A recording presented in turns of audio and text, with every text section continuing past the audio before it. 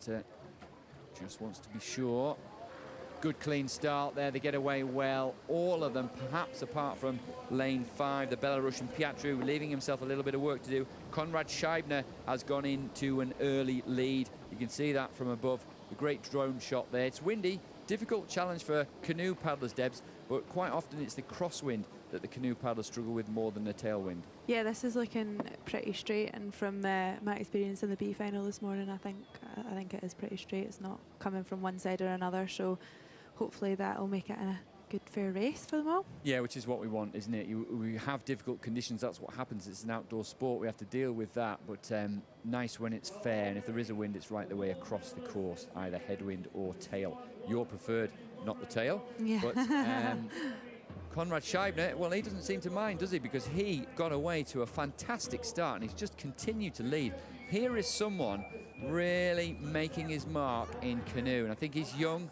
He's got a great future ahead of him, and he's looking to dominate this race, and who knows, he may well look to dominate the sport in the next few years. Martin Fuchser right over on the right-hand side of his lane. The judges will be looking at that. It shouldn't really be there, but he's going well, and he's looking to put Konrad Scheibner under pressure as they approach the red buoys. This is where it really hurts the arms, the legs, indeed the whole body beginning to burn, and this is when the hours and hours of training right the way through the winter really count. We can see Martin Fuchser there. Look how narrow that boat is. Incredibly difficult to balance.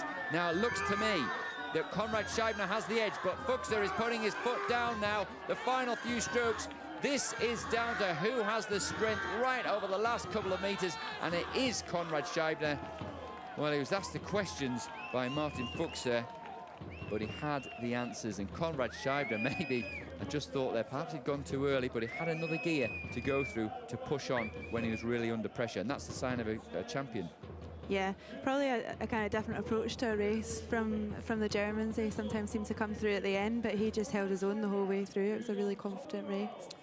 Yeah, I think perhaps you're right there. It's a indication of someone's confidence to go out hard, to go out early. Always remember in the men's kayak, Tim Brabants used to do that. Get out hard, get out early, and if you're in good form, you can hold on to it, and it gives you confidence to know you're out there in the front.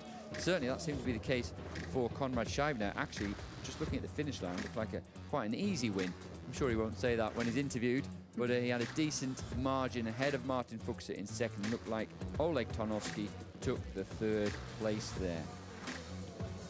So, Debs, you've raced in a couple of boats this weekend. How easy is it to go from a K1 to a K2 back to a K1 again? Because some of these paddlers have been C2 and C1. Yeah, I find it pretty tricky actually. Just a totally different feeling from having someone pushing you or someone pulling you to being out there all on your own, and the boat reacts really differently when you get in the K1. It's a little bit